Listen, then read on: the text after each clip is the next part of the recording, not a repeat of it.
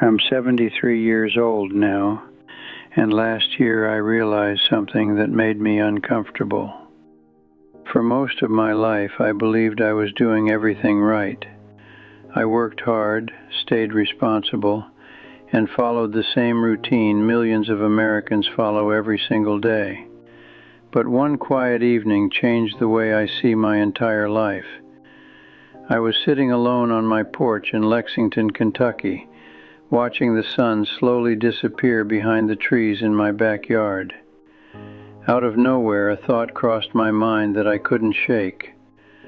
What if I didn't actually live my life?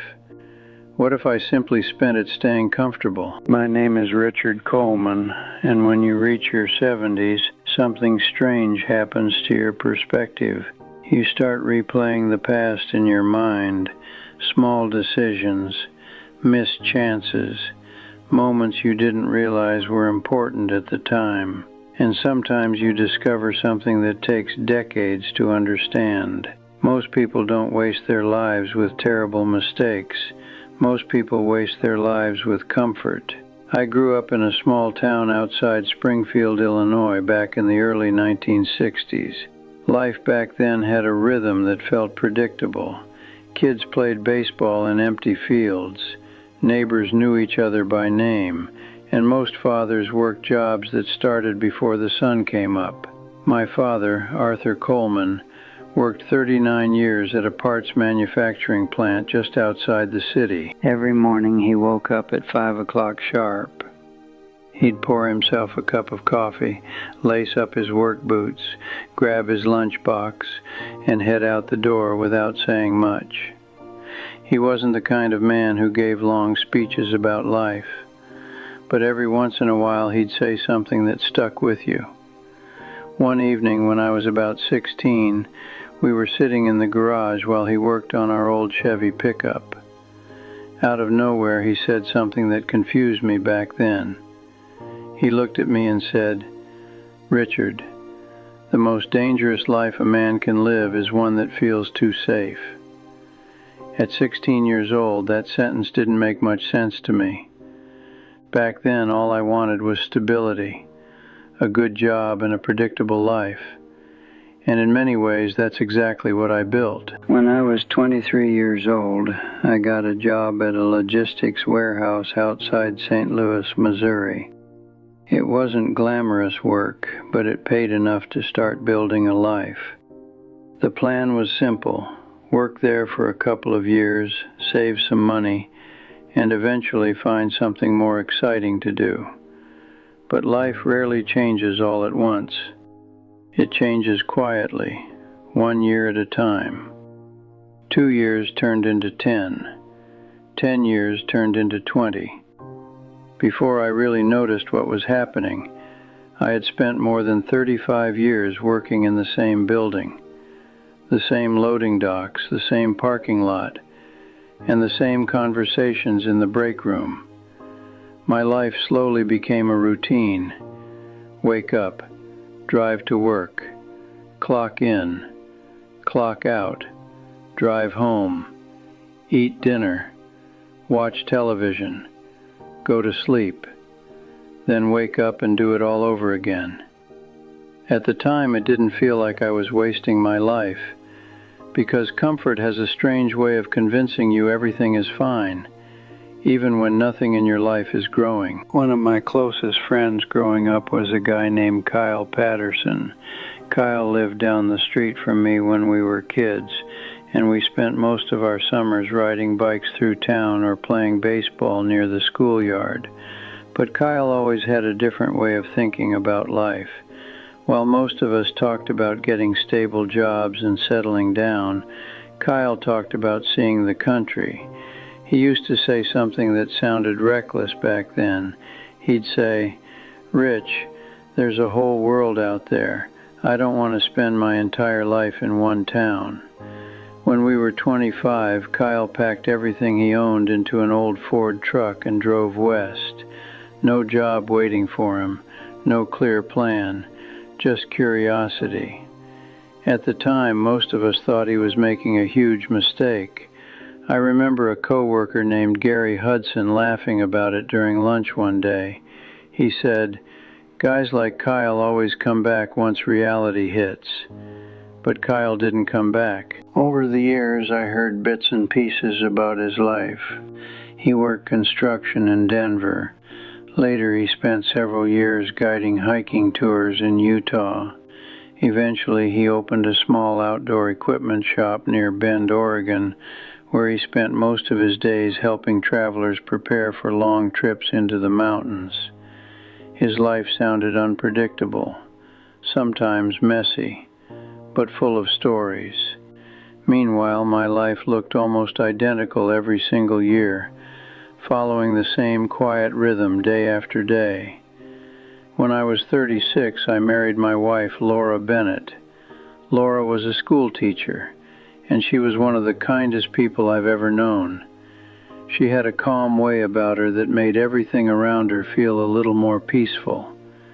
Together we built what most people would call a good life, the kind of life that looks stable and comfortable from the outside. We bought a small house outside Louisville, Kentucky.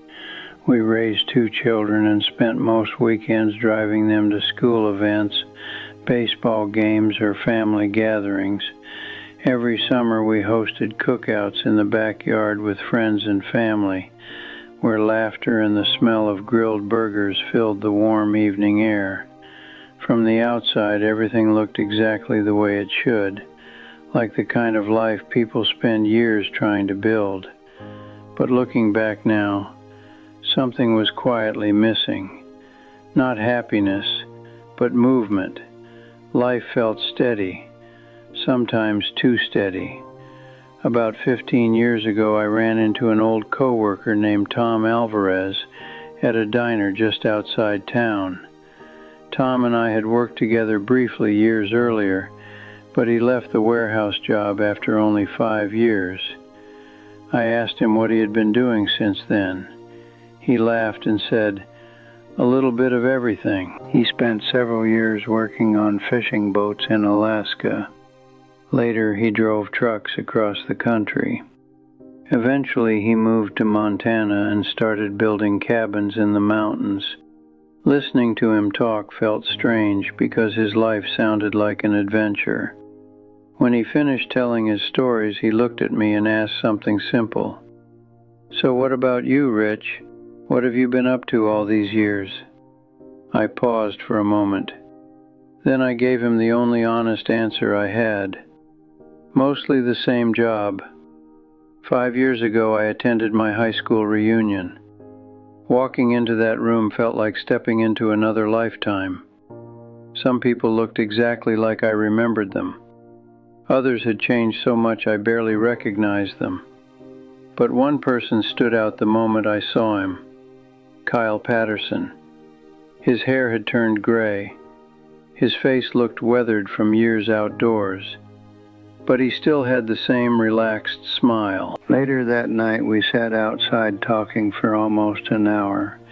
At one point, he asked me something that caught me completely off guard. "Rich, how many things in your life did you do that actually scared you?" I thought about it, and the answer made me uncomfortable. Very few. Most of my life had been guided by one thing: safety. That night something started bothering me. For decades I believed I was making responsible decisions, but suddenly I began to wonder if responsibility had slowly turned into fear of change. Because the people I knew who seemed most alive weren't the ones who avoided risk. They were the ones who chased curiosity. Now, at 73 years old, sitting quietly on my porch and watching the sun disappear behind the trees, I finally understand something my father tried to tell me all those years ago. Comfort feels good. Comfort feels safe. But comfort can quietly trap you inside a life that never grows. And the dangerous part is, you rarely notice it happening. Years pass. Decades pass, and one day you realize time moved faster than you expected. If I could sit across from my 30-year-old self today, there's one thing I would tell him. Don't spend your entire life choosing comfort. Try things that scare you. Go places you've never been. Take chances while you still have time, because comfort might feel safe today, but if you're not careful, it can quietly steal the most valuable thing you have, your years. And trust me, those years move a lot faster than you think. If this story made you stop and think about your own life for a moment, then maybe it was worth telling. Sometimes all it takes is a quiet realization to see things differently. And if you enjoy thoughtful stories like this about life, choices, and the lessons we often learn a little too late, make sure you like and subscribe so you don't miss the next one.